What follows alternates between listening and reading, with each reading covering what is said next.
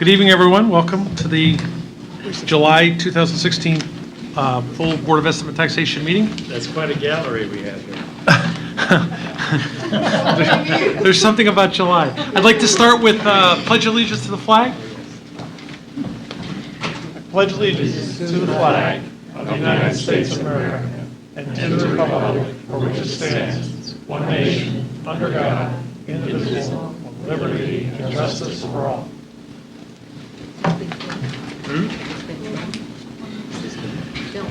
Good evening, everyone. As you know, when we were talking about canceling this meeting, having the meeting, canceling the meeting, moving the meeting, we decided to have the meeting. We didn't really know what the agenda items were. Most of the departments, this is the first month of the budget, so I don't think anybody really needs any financial stuff.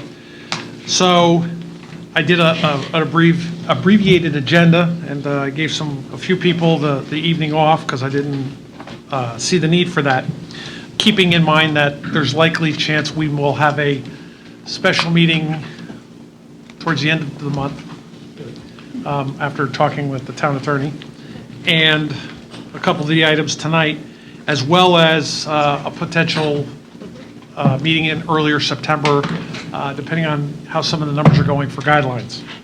With that said, that brings us to the assessor's report, and as you see, it's as submitted. I think everybody got it and included in their package. So I will entertain a motion. So I move that we accept the assessor's report. Seconded. Moved by Ms. Tarkington, seconded by Mr. Raymer. Discussion? All those in favor? Aye. Opposed? Abstaining? That motion's carried. That brings us to the controller's report for the month. Or is it 3 weeks? 2 weeks, 2.5, 3 weeks. Good evening, Mr. Chairman, BET members. Start at the page one, a couple updates. Kathleen, the assistant treasurer, has been going without an assistant since April 29th, and I'm glad to report that we did a search. We had a good number of candidates. We interviewed 3 finalists, and her replacement will start July 11th. And one of the key areas that we're going to assign to the new employee is the OPEB Trust Board backup. As you know, Kathleen does a lot of work with the OPEB Trust Board. She produces a report that's better than the flash report that goes to the retirement board. She does manager searches on her own with the help of the Bloomberg terminal.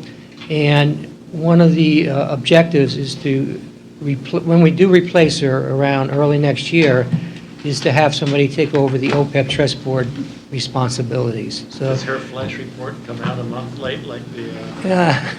Actually, I'm going to talk about something later about an error in my report because the treasurer's report didn't come out till today. The second opening was, you all know that Pat Marinan, the internal auditor, went over to the Board of Education and took Anthony Giovanone's place. And actually, Anthony, for some of you newer members don't remember or were not around, actually came out of the finance department. And he went over and Pat Marinan took his place. We're down to, we had 3 finalists. We had interviews previously. We're having a second set of interviews tomorrow, Friday. Michael, Mr. Mason, and Ms. Overlander are joining the interview panel with Art Norton and John Blankley. So that'll be Friday. And what I put in here was, you all got a budget directive effective immediately from Peter Tessie about a hiring freeze. I was able to contact the 2 of them and tell them that we're deep into the process, and they were willing to waive a freeze on this position. So hopefully we'll have somebody in August or September. Healthcare broker consultant services. The exceptions have all been cleared, and we're down to the this is Aon consultant, which is not the incumbent. Ovation's been the incumbent since 2002. All we need is reference checks with some of their clients, and it looks like Aon will be in place effective probably January 1st. We're probably going to extend the Ovation contract till the end of the year, and then get the new broker on a calendar year basis, which is better suited to renewals with the healthcare insurance coverages. contracts. The risk management, Ron Lally, who's on vacation, put a lot of work in last week. We had a very successful renewal program. As noted in here, we're going to save another $300,000 or $400,000 with his insurance coverage policies. There's about 30 policies. He puts together an insurance register, which he hasn't done yet. So I can't drill down and answer specific questions on some of these policies, but he's going to give a formal presentation to the audit committee on July 29th. One important note here, update that has impact on the budget guidelines and to the budget committee meetings next year. The SIR, which is known as the self-insured retention or the deductible, for the current insurance year is going to $1 million, from $1 million to $1.5 million. It affects insurance claims for this year, and they probably won't kick in till the budget year if we ever have to go to trial or settle these cases. So the queue, everything that's out there, is subject to the year the insurance coverage covered the claim, and we still have the same SIR on all the claims that are out there. However, for 17-18, and I talk about budget guidelines, because in Roland's model that he sent back out, he's only got $1 million in there. You might want to, based on Wayne's update, he updates everybody in October for the audit committee, and then he updates the budget committee. So you're going to be looking at an SIR of $1.5 million instead of $1 million starting in 7. I say it's starting now, but actually, obviously, no claim is going to go to trial in the next 6 months. It hasn't occurred yet. So that's going to have some potential budgetary impact, unless you leave it at $1 million. If you looked at the Treasurer's report, you'll see that the risk fund is at $2 million, and after June 1st, after June 30th, effective July 1st, we pick up another $1 million. So we're up around $3 million on the risk fund. Pete, may I just, are we saving money by increasing? We're offsetting a potential loss. It noted in the property policy, we saved about 110, about 340,000, but we lost about 195,000 as far as on the renewal for the liability insurance. He was able to offset some of that loss by increasing $1 million to $1.5 million. However, he also, it'll be in his formal presentation, nobody wanted to bid on $1 million. They just, because of our claim history, they upped it to $1.5 million. You literally had no bids at $1 million? I can't say literally had no bids. There could have been some bids with much higher premiums. But this is across the board, not only for the kind of claims, but for property claims, et cetera, et cetera? No, the SIR is for the liability insurance coverage. And then finally, just to the cash management section, the first line, I had the $94.7 million. I did this before the treasurer's report was official, and we got the final figures after this report. So it's actually, if you look at the treasurer's report, it's $8 million higher. I will take any questions on the either the treasurer's report or the controller's report. I think there was a question. Yeah. Yes. Is this what, yeah, okay. My discussions with Ron in regard to the general liability renewal, our brokers would not accept any bids at $1 million. That's why there weren't any. That doesn't mean there might not have been people who were willing to bid, but I think the price that they were willing to bid for was $1 million deductible. It was unacceptable to Frankel and Company. Correct. But I feel like we should be making that decision, or certainly not Frankel. I mean, at least the town should be making that decision. Maybe even the VET should be making that decision of, we have policies available with a retention of $1 million, but the premiums are X. We could also buy it at $1.5 million and the premiums are only Y. I feel like and then somebody smart like Ron Lally could do the arithmetic of what seems to would have been the loss over the last year if we were dealing then at a retention of $1.5 million instead of $1 million. I mean, I think there's a business judgment to be made. I'm not sure I'm comfortable that Frankel has made it for us by rejecting any bids that were written at the $1 million retention. No, Frankel doesn't make the decision, we do. They consult with us. We agree to it. They brief the audit committee either in January, February every year, and they give updates to the audit committee in May and June. They consult with Ron Lally and myself. They don't make the decisions. We tell them as far as deciding on what to do. Do you have a They don't do it on their own, is what I'm saying. Do you have sorry, thank you. Do you have a sense of what the premium would have been if we would have pressed, no, we want to write this insurance at a $1 million retention? I can't answer that question tonight because, Yeah. as I said before, this was done intensely last week, all the way up till the June 30th date. Ron will have a formal presentation to the audit committee July 29th, and we can get you that information before Okay, that. well, I'm not in a hurry for it. I just feel, and I don't know that it applies to me particularly, or even to us. I just feel like it should be sort of looked at rather openly with, a clarity of, Sure. we can get insurance at this figure, but the premium is astronomical. Here's the numbers on that. So we feel like we've made a business-like decision. I'm not suggesting that you didn't, but I feel like we were out of the loop with it. Yeah, Thank you. okay. Someone else had a question? Yes. Is this on, Leslie? Yes.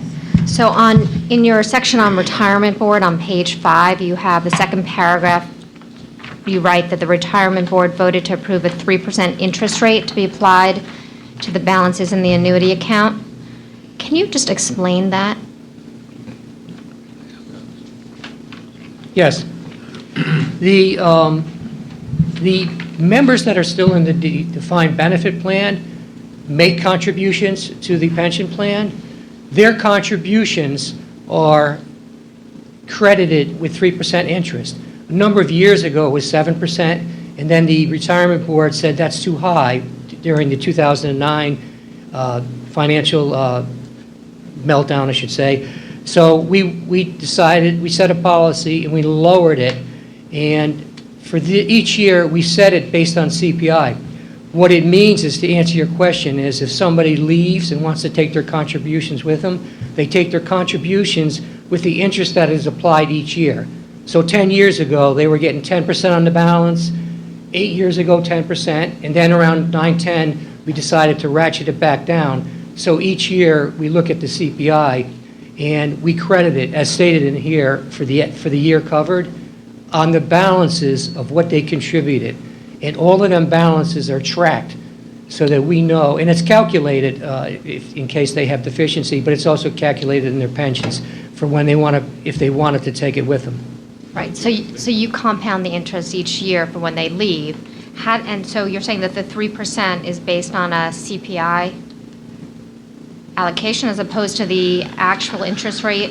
I assume these funds must be invested in an interest-bearing account, right? They're in the pension fund. No, they're commingled. They're just commingled. When you see the flash report, Yeah, they're in that flash report, but they're tracked individually.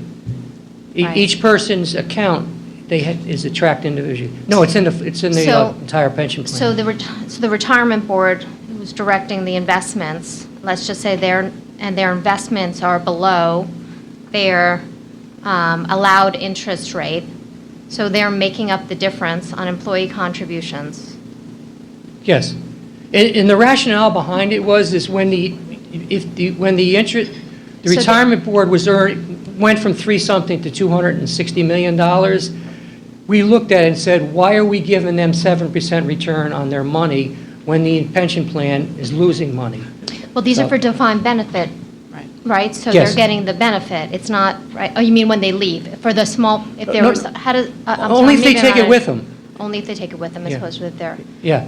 the. Otherwise, it ends up, they get a pension plan based on the number of years. Right. Okay. Right, and it wasn't thought to craft it that they have representatives on the retirement board, correct? So that presumably they're electing the representatives to make investments on their behalf, and so it would seem that the downside maybe should be, they should share in the risk. I'm just wondering why it wasn't decided that they would share in the risk of the investment risk as opposed to saying an assumed interest rate. Was there any Ye- discussion on that, or? Well, the discussion was is that they were getting too much of a return on their money, the 7%. And they ratcheted it all the way down to a low, I can't remember how far down it went.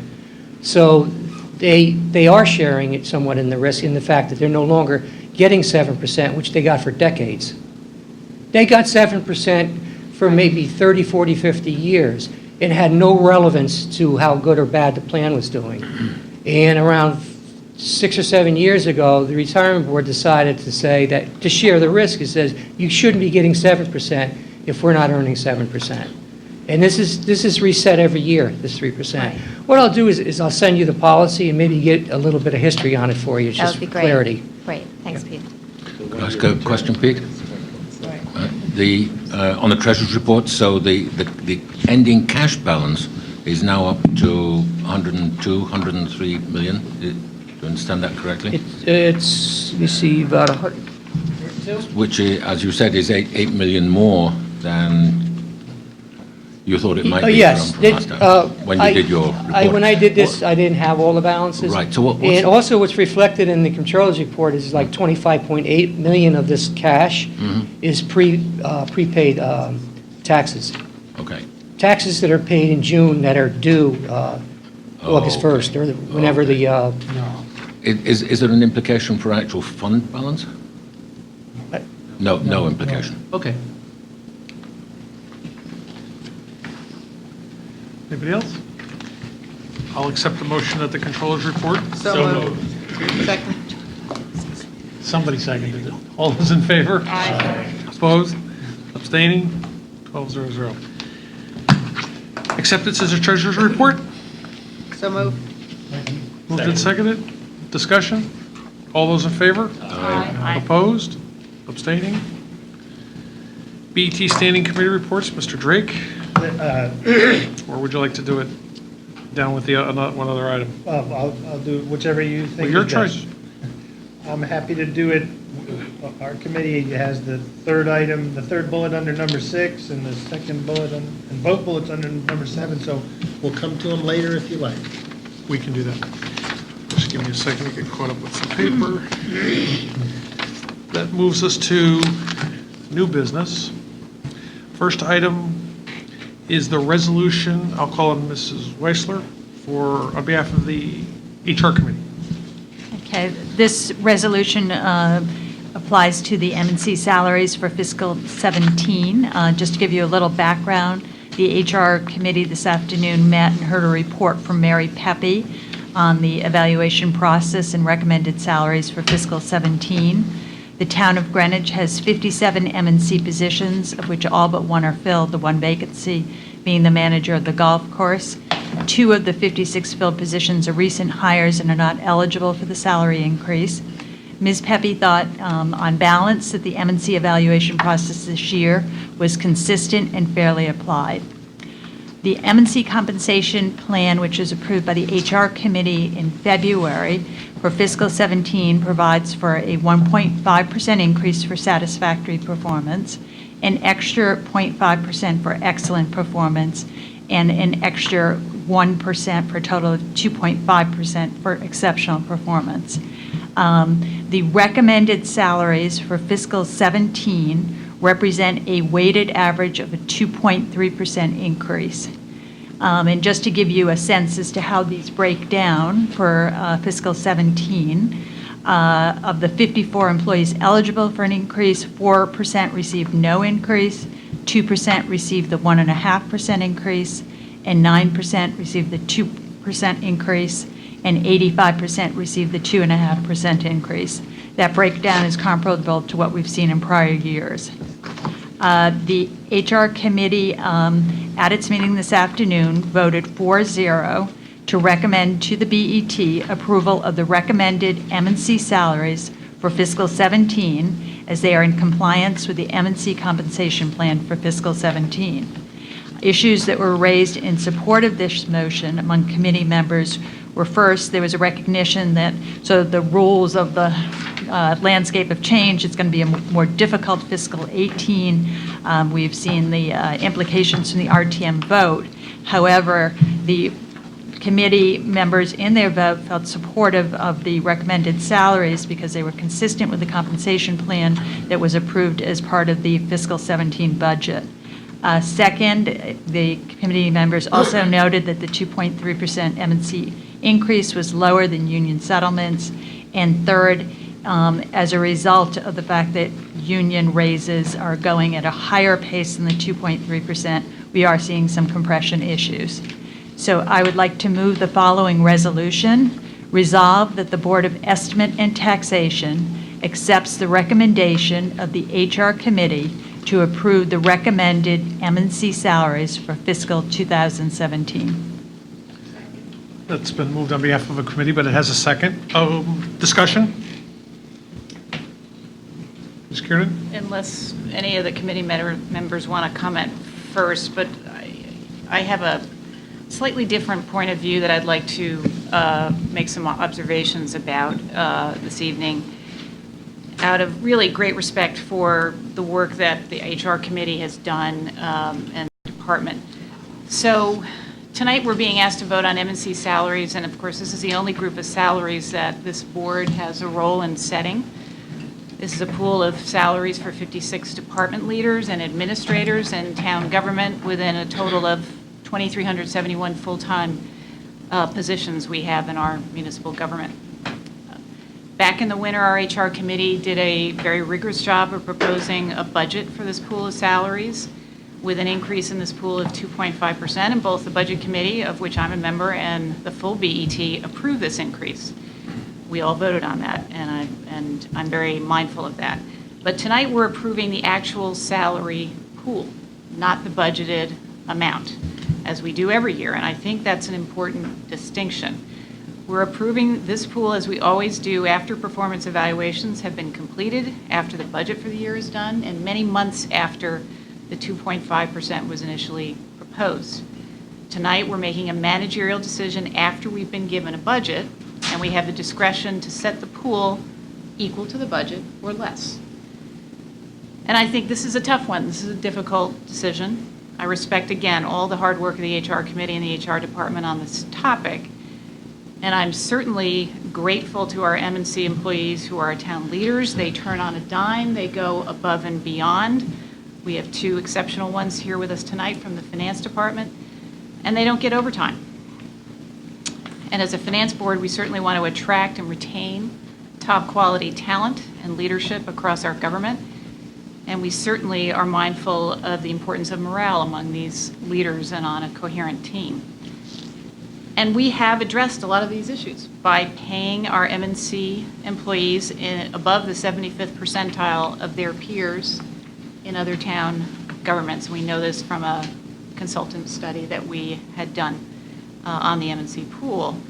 In addition, we have a very generous set of benefits for this M&C group, including health care, that we all know has been increasing in the double-digit range. The other benefits, of course, include pension, vacation time, sick days, FMLA, workers' comp, and so forth. We all know that that's probably somewhere totaling above 30% of what the salaries are. The complete compensation package, when you put all of this together, is generous. And I think this compensation package has been successful in attracting and retaining top quality leaders for our departments and for our administration. But there are some counter arguments here, on the other hand, that I just want to point out. A 2.5% increase, as Nancy did put in the memo that was circulated, is way above inflation, which was pointed out as 0.7% in this region. Of course, that's 2.5% is 2.5 times, 3 times the rate of inflation.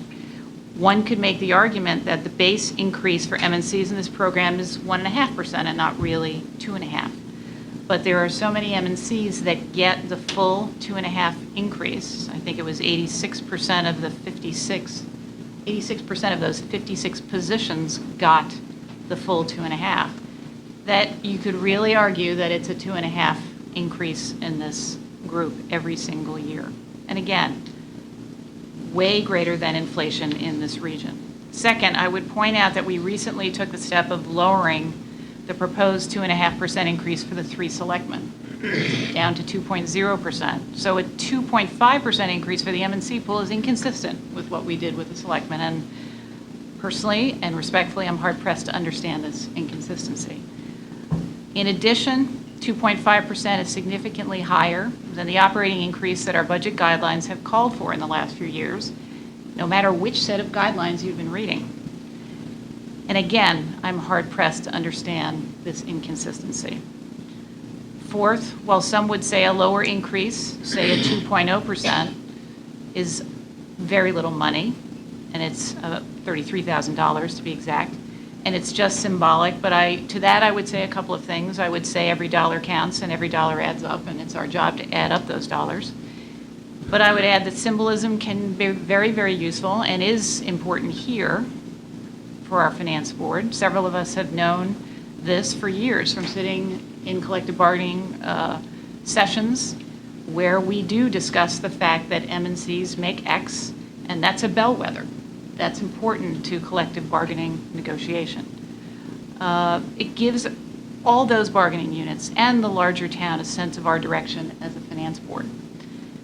And finally, I would add that a lower increase in this pool than 2.5 is still a substantial increase. And it's an increase on top of a pool of salaries that's the highest in the town. I don't think a lower increase, a slowing of that increase, creates a risk of losing top managers or changing their performance or influencing morale. Now, I've also heard discussed today that, well, there was an expectation by these leaders to get the raise, so therefore they should get it. And respectfully, that's a point of view I disagree with. I don't think that is a performance-based system.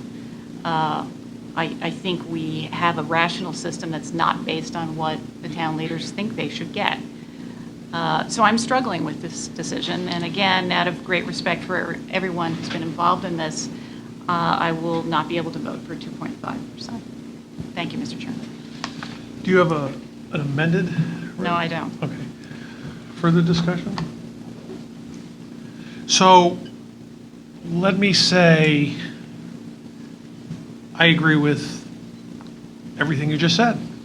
However, what's not in our MC pay plan, and if I go back in time when we actually bought the Hay Plan study when Ms. Tarkington was chair of the HR committee, and it was a big to-do at the time, and we came up with this system of sort of a percentage for a base, I think it's 1.5, and a merit base, you can go up to an additional 1.0. And that system has worked well. We've seen some of the reviews, and from time to time, we've heard some people who didn't quite get the review they thought they were going to have, and that's part of the system. But I look at it, especially in today's day and today's economy, but it's not part of this, but I'll highlight it. I support this because I believe, and as you mentioned, sitting in on labor contracts, we know that the MC employees, the at-will employees, when the next group comes up going into the state health care plan, we had lots of discussion that that's when we would do the MC because they're just a small group. The net savings then will be $286,000 that year. So we end up 140, if Ms. Weissler's numbers are accurate, your numbers are accurate, the percentage, and this comes out to about a weighted 2.3% increase, we're about 146 or 148,000 ahead with the healthcare savings.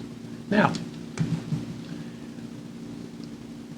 that's exactly what was done with the teacher administrator contract. That's, I think, the teachers are in negotiations now.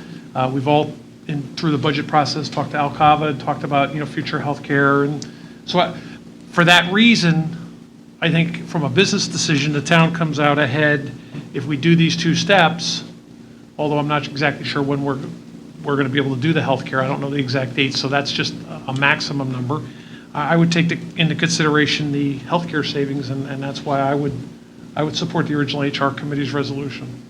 Food for thought. Ms. Weissler? And I just wanted to add, for those of you who were not at the HR committee this afternoon, we had a terrific presentation by Ben Branyan on a productivity initiative called Lean Six Sigma, and he was talking about the framework and having departments M&C employees work together to achieve efficiencies, better serve our customers, et cetera. And as I sort of look at the potential of reducing this, although that's not on the table, but if we were on the table to reduce it from the 2.3 to 2 to save ourselves, $30,000, I feel like there's a lot more on the table that we can accomplish, provided that we don't impact morale for our M&C employees. I know they're professionals, but I feel that, this was sort of the rules of the game, and it was done fairly. And I think, what we want to do as we're looking forward to a difficult 2018-19 beyond is to be able to have our top leaders in the town manage this difficult environment and feel motivated to do so. Ms. Tarkington? In addition, I think that, changes such as Ms. Kiernan is talking about are important and need to be, well thought out and included in the next budget cycle. But I do think that the program needs to be inclusive, to include the senior managers of the BOE, et cetera, and then also, if there are people at the bottom, it needs to be fairly thought out for those too. So I support the proposal as presented by the HR committee and approve 4-0. Okay, I don't see anybody else's hand up. All those in favor of the HR committee's resolution, signify by saying aye. Aye. Opposed? Abstain.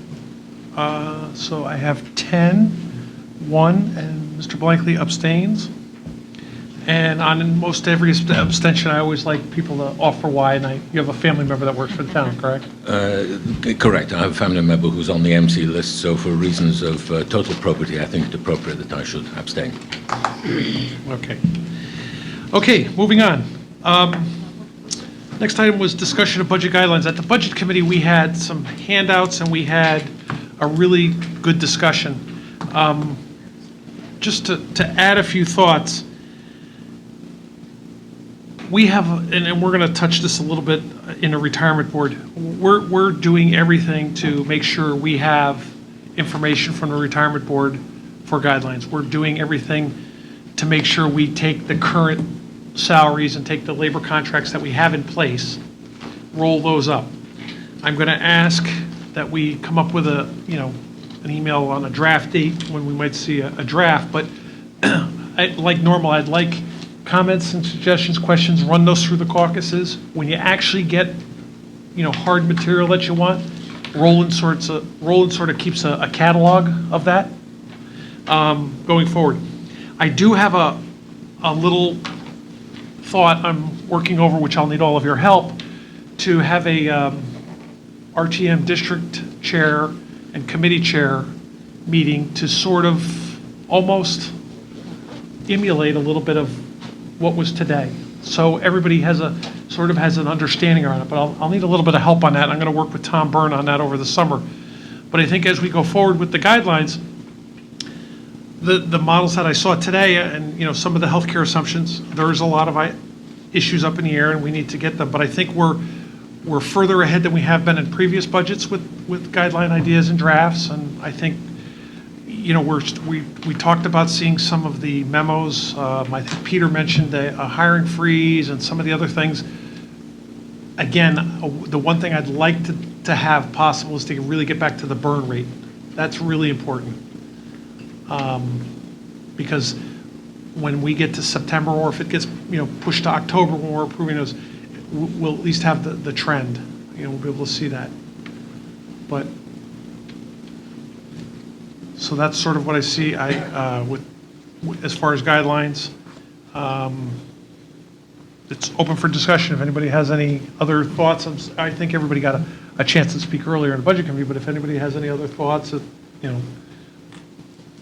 because remember we're not likely to have a meeting unless we have a special meeting, but it won't be about guidelines. So, Mr. Drake, I'd simply that I think your idea of having some pre-meetings and discussions with the RTM is a wise move and would be very productive. Mike, just on the timeline here, are you envisioning, at least at the full BET level introduction of a first read early September and then approval in later September? Well, as I said before, I'm not sure of the date. I think we meet a little later in September. So I leave it to the Budget Committee. The Budget Committee, to me, own guidelines, and they'll probably own it most of September. However, typically, we have a first read at the BET, and then the following meeting, we have a vote. So at some point, it gets up to the BET at back-to-back meetings. So you're envisioning, then that's October? So that would be our October meeting then, yes. Okay, first read sometime in Yeah. September and a vote in October. We meet in September in the teens, right? 19, I think. Yeah, so that's, 3 weeks into September, so, Okay. and again, I figure everybody's pretty much off the grid in, most of the end of July and August, so. Was that the case last year? Did I have the same recollection that we did a first read in October and approved it in November? I think I so. think that's I right. think it was the same the year before. I think Right. each of those 2 years, we had strived to do it all a month earlier, but there was a little delay in the end. Something, It was October, right. November. Something caused a delay, and so, Ben? Is this the kind of thing that we might do a work session on or something? Oh, I'm game for anything, whatever the need comes up. I'd just like to say that in light of what happened with the votes in the RTM this year, my hope as a new member of the board is that we work together, whether it's within the context of the Budget Committee or all 12 of us, but we get to a place where we come out together, because I think it will be a very important moment for us to stand together in light of the fact that the legislative branch has, in some ways, upped the ante and changed their approach in the votes they were taking this spring. So I encourage all of us to work together to see if we can find a compromise that we're comfortable with for a set of guidelines.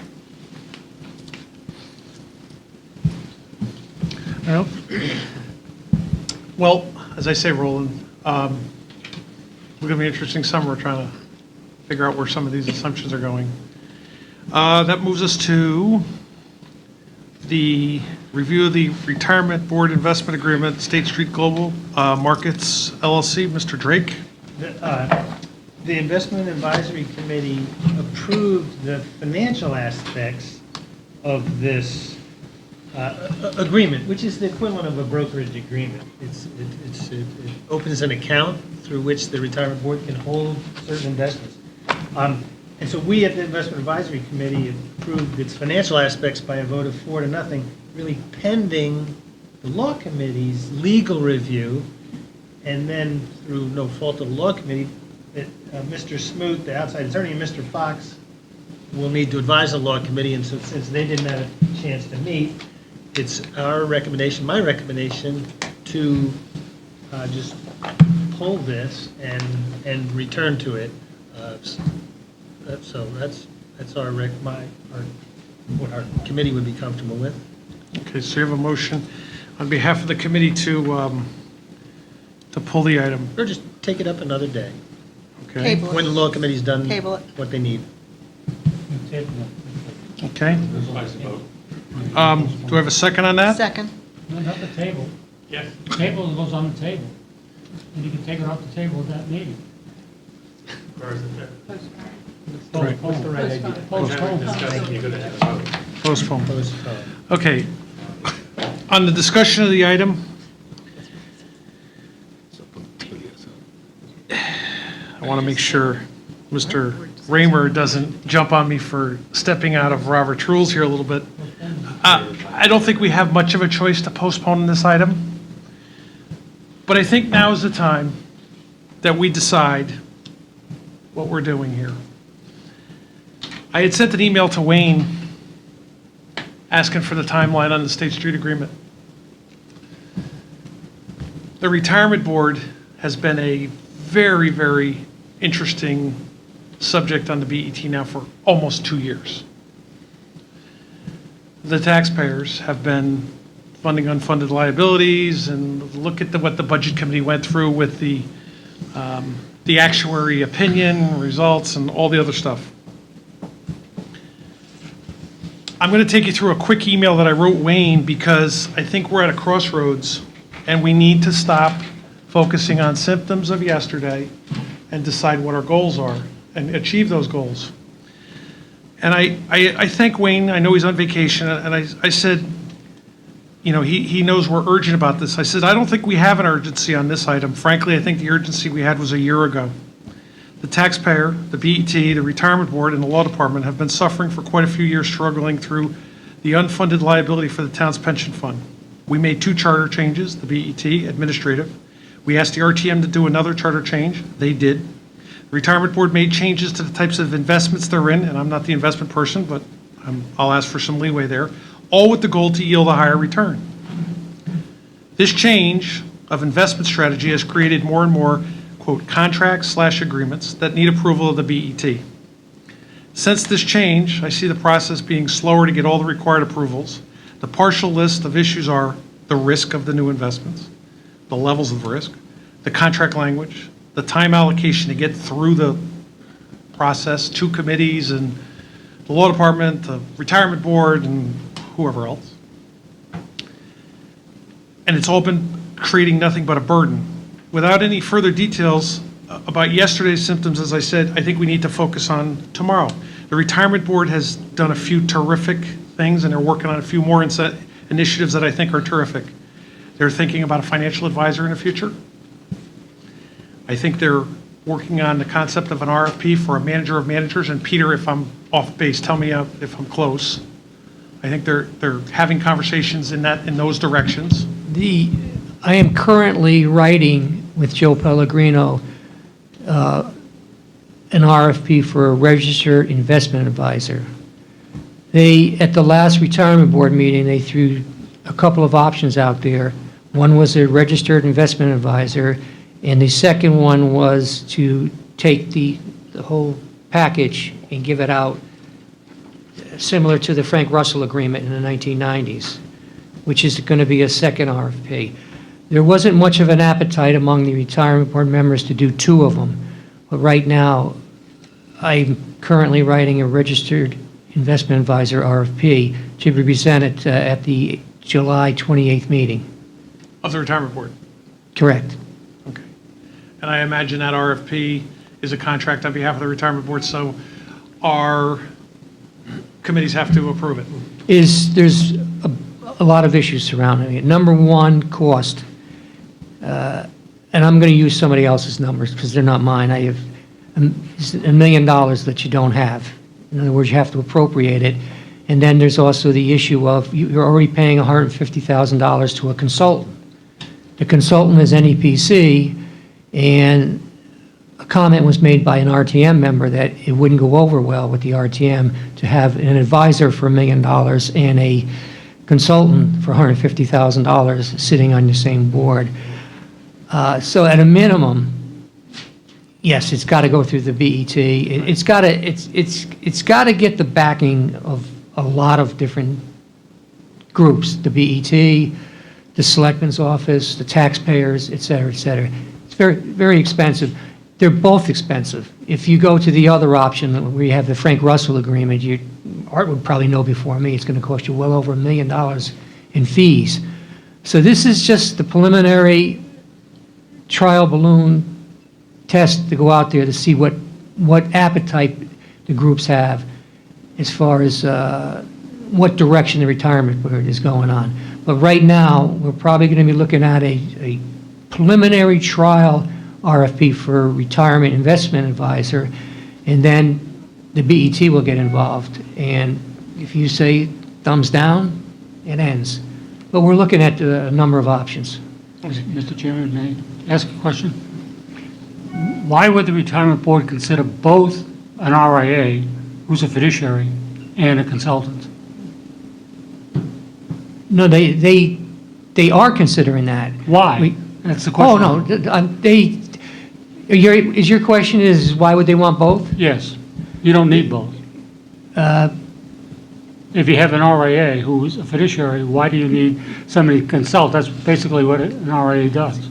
I agree with you, but basically there's, based on my conversations with Mr. Pellegrino, he feels that the registered investment advisor would be performing duties that he wouldn't be performing duties that the consultant would be. There's not a complete overlap where the RIA would be doing everything the NEPC currently does. One, I believe, would be the production of the monthly flash report. Most RIAs, there are two components to this. One is custodial services. You want to need a custodian, which you currently have. Many RIAs also provide custodial services, either directly through their own firms. I, as an RIA, can be a broker-dealer, and broker-dealers are normally where custodial arrangements take place. And the second component is the management of the money, which is the advisory function. Do the RIAs do manager searches Yes, they do. at an additional fee, correct? No, it's based upon what your fee is, Yeah. based upon how you structure the fee. And by the way, Let me just cut in for a minute here. Whatever the change that they're suggesting is all at a common goal. And we'll air that out when it comes to us. My point being, we have, as a BET, I cannot tell you how many investments have come by us where I think the BET has tried to be the retirement board, discussing these investments. The retirement board has the responsibility for those investments. Currently, we haven't been happy with the performance. Some of our former members ranked our retirement board performance in the lower third in the state versus their peers. We have got to make a change, and my point to this board is we need to take a look at this, because I believe the BET, and I'm hearing, look, right here, what the retirement board wants to do, we could say yes or no to that, and I'm sure you can have an offline conversation with some of the members, but it's time for a change, because I believe we've been buried in the minutia in this event, just like with State Street. Why State Street? This agreement started in April. We're in July, and it hasn't been through the process yet.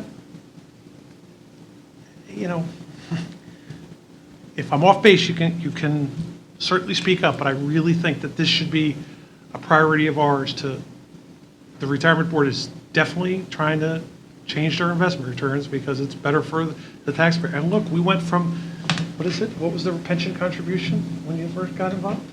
zero. And we're at 23 million. And I left out the third option, but again, I want to emphasize that this is a test, a trial to see what appetite is out there for these different options. And I left out the third option with status quo, do nothing. Just stay the same. I mean, we're looking at our options right now. So, as I said before, there might be if we have there's a litigation case that's still out there that Wayne has been trying to touch base with certain people out of town. He's out of town now. So we may have a special meeting. So I'm really going to press on our committees, liaisons, if we're going to have that special get together to get this item passed anyway.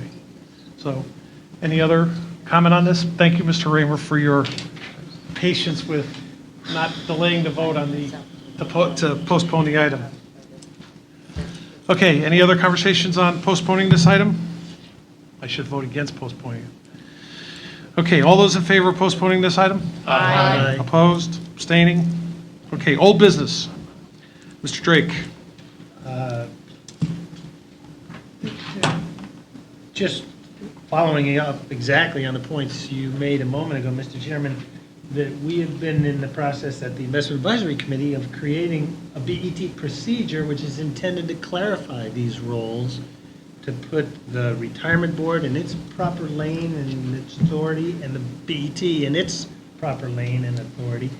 And that, many people have provided input to that, many members of this board already, and Ms. Kiernan and Mr. Blankley and Jean McLaughlin and the retirement board, and it's a collective work that has a lot of input from many people and was basically ready to go in March, pending one thing, and that was the retirement board's intention to invest in ETFs. So we wanted to make sure that that procedure and that ETF strategy were compatible and fitted each other. So we've been waiting on this ETF and State Street account. So it may be that the thing is ready in its current form that you saw in your package. It may need a word tweak or so when the law committee is done reviewing the State Street agreement. But one more time, since the two are related, it's my recommendation that we come back to the topic of the procedure another subsequent day, postpone it, put it on the same time frame as the item we just disposed of. Mr. Chairman? Ms. Tarkington? Yes, Mr. Chairman, I just wanted to add that our original Law Committee meeting for the month of July was on July 13th, but it was moved back to the 29th because of the change of this BET meeting date. The town attorney's office was not ready to discuss these documents with us, and so we tabled it with the agreement that the Law Committee would be meeting again by July 22nd, when the town attorney's office was ready to meet with the Law Committee, and that we would be flexible for their schedule. If Mr. Drake is looking for a motion to continue this matter to the next meeting, I'd be glad to make that motion. Yes. Okay, then I'll second it. Thank Okay. you, Mr. Raymer. Ms. Kiernan? Bill, just a question, I think we were going back and forth by email. So has the policy been through the law department? I remember going to an IAC meeting that Gene came to, and I feel like we addressed his issues, at least at that meeting, but then I stepped away from this not being on the IAC. So I just wanted to hear whether that's still on his desk or it's still, No, okay. I think we have all the input from Gene that's necessary. Okay. He took a red pen to it and made many changes, and they are incorporated in the Okay. draft in front of everybody. Okay, thank My you. recollection, too. Thank you. That's true, yeah, I remember that. Okay. Okay, all those in favor of the motion to postpone? Aye. Against? Abstaining?